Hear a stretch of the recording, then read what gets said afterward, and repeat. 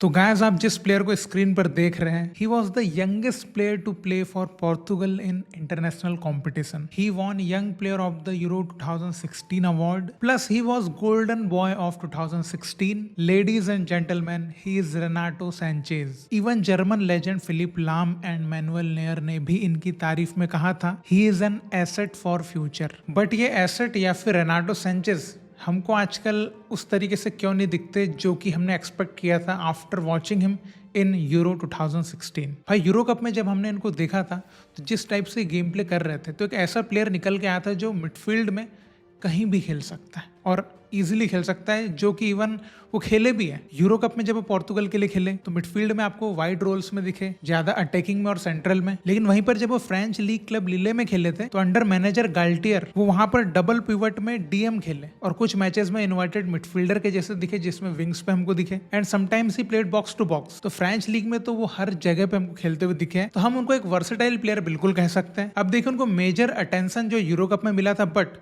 Buyer Munich ने उनको euro cup के पहले ही साइन कर लिया था 1 month before euro cup, because उनका बेनफिका के लिए पोर्तुगीज लीग में भी परफॉर्मेंस बहुत अच्छा था. But he couldn't be able to get on to that level after 2 seasons, जिसकी कुछ वजह थी जो हम आगे डिस्कस करने वाले हैं. तो पहले देखिए मैं थोड़ा सा आपको कुछ बताना चाहूंगा कि जब वो स्वांसी सिटी में गए थे लोन डील पे बायर म्यूनिख से, तो वहां पे जो मैनेजर थे कार्लोस कार्वलहाल, उन्होंने सैंचेज के लिए एक बात बोली थी, he has big talent but he stopped learning after signing for biggest club in the world, जो कि था उनका कहना बायर म्यूनिख के लिए. और सेकंड रीजन जो था वो भी एक मेजर रीजन था कि आफ्टर 2016 वो जो यूरो कप उन्होंने खेला था, उसके बाद उनका जो पूरा करियर है उसमें इंजरीज बहुत ज़्यादा हुई है.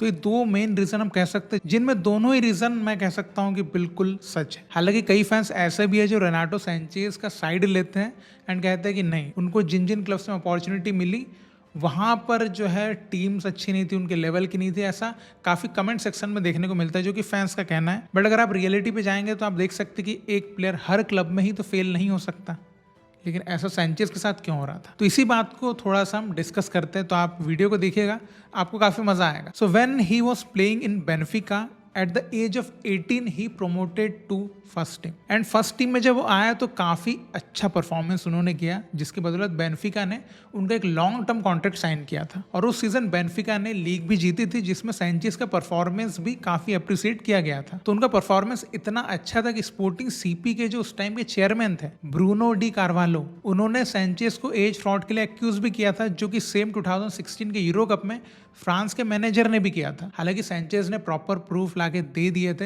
हॉस्पिटल में जो रिकॉर्ड्स थे जो 1997 में पैदा हुए थे तो प्रूफ ला दिए थे, तो ये क्लियर हो गया था कि सैंचेज भाई एज फ्रॉड करके तो नहीं खेल रहे हैं. तो बेनफिका के उस परफॉर्मेंस के कारण बायर म्यूनिख ने उनको साइन किया था. लेकिन डेब्यू मैच में उनके साइड से एरर देखने को मिला था, जिसके कारण उनके जो टीममेट्स थे Philip Lahm and Manuel near, उन्होंने उनको डिफेंड भी किया था कि इज यंग प्लेयर टैलेंटेड है, ही विल अडॉप्ट करेगा धीरे धीरे. अब देखिए बायर म्यूनिख में थोड़ी सी जो प्रॉब्लम्स आ रही थी वो ये भी आ रही थी कि एक तो वहाँ पे कार्लो एंसेलोटी उस टाइम पे मैनेजर थे. अब कार्लो एंसेलोटी जो है वो यंग प्लेयर्स के ऊपर ज़्यादा रिलाई नहीं करते. अगर यंग प्लेयर हैं तो परफॉर्मेंस बहुत अच्छा आना चाहिए, कंसिस्टेंट होना चाहिए. अब बायर म्यूनिख में उस टाइम पे मिडफील्ड पोजीशन में काफ़ी एक्सपीरियंस प्लेयर थे जो कि दिग्गज थे, लेजेंडरी.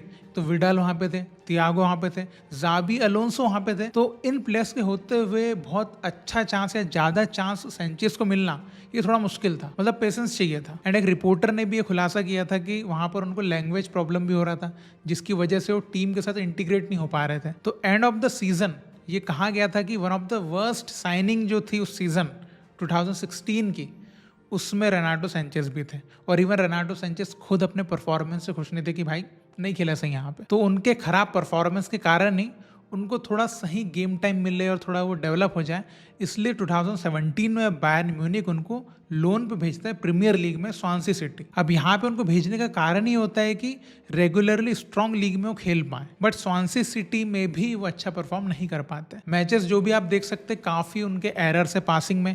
और इवन एक बार तो जो उनको काफ़ी वायरल भी हुआ था कि एडवर्टाइजमेंट का जो बोर्ड होता है उस पर उन्होंने पास कर दिया था, जिसके बाद कोच ने भी उनको चेंज कर दिया था. और उनको इंजरीज भी काफी रही, जो हम आगे डिस्कस भी करेंगे अभी. तो नेक्स्ट सीजन वो वापस जाते हैं बायर म्यूनिख में एंड वहां पर लकीली न्यू कोच आते हैं. उनके अंडर सैंचेज को काफी जो है गेम्स मिलते हैं, 24 गेम्स खेलने को मिलते हैं.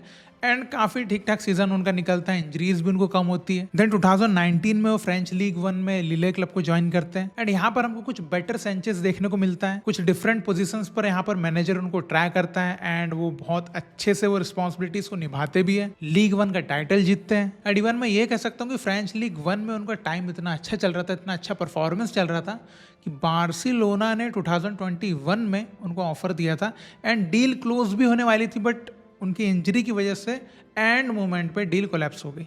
अदरवाइज आप देख सकते हैं कि एक प्लेयर जो नीचे जाते जाते एकदम से ऊपर बार्सिलोना में आया था, तो देखिए बार्सिलोना में आके तो फिर एक मतलब पूरा करियर का रिवाइवल बोलते ना वैसा हो जाता। बट 2022 में पीएसजी को साइन करते हैं, बट जो सेंचेस हमने 2016 के यूरोज में देखा था ना, वो सेंचेस हमको कभी देखने को मिला ही नहीं। अब देखिए मैं ये डायरेक्टली कह सकता हूँ कि इंजरीज का बहुत बड़ा रोल रहा है। हालांकि जैसा कि स्वांसी सिटी के एक मैनेजर ने भी कहा था कि ही स्टॉप्ड लर्निंग, जो बेनफिका तक उन्होंने काफ़ी जो अपने आप को ग्रो करते रहे, but after getting into big club वो उनकी जो एक हंगर थी शायद वो कहीं ना कहीं कम हुई।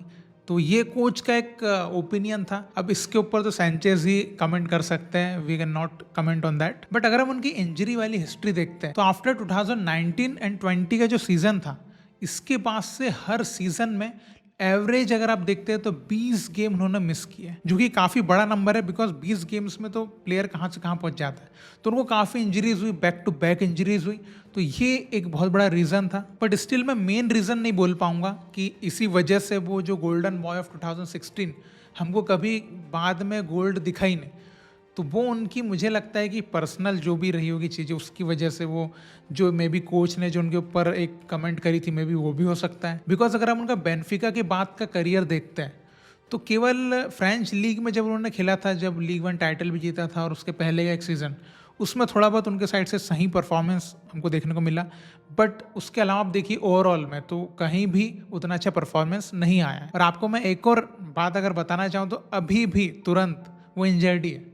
अभी जनवरी में उनको इंजरी हुई थी एंड अभी कब तक वो इंजर्ड रहेंगे ये भी नहीं पता। तो देखिए रेनाटो सैंचेज को काफ़ी जो लोग हैं वो कहते हैं कि वो 1 मंथ वंडर थे, बिकॉज यूरो 2016 में ही वो दिखे पूरी दुनिया को, और उस टूर्नामेंट के बाद वो पूरी दुनिया को दिखे भी नहीं सही से। तो अकॉर्डिंग टू वो जो कोच का कमेंट था उनके ऊपर, तो उस हिसाब से अगर देखा जाए तो उनको 18 की एज में इतने बड़े क्लब में न जाके, और मे बी अगर गए भी थे तो कोई दूसरे क्लब में जा सकते थे, बिकॉज वहाँ पर कार्लो एंसेलोटी थे जो उतना रिलाय नहीं करते इतने यंग प्लेयर्स के ऊपर।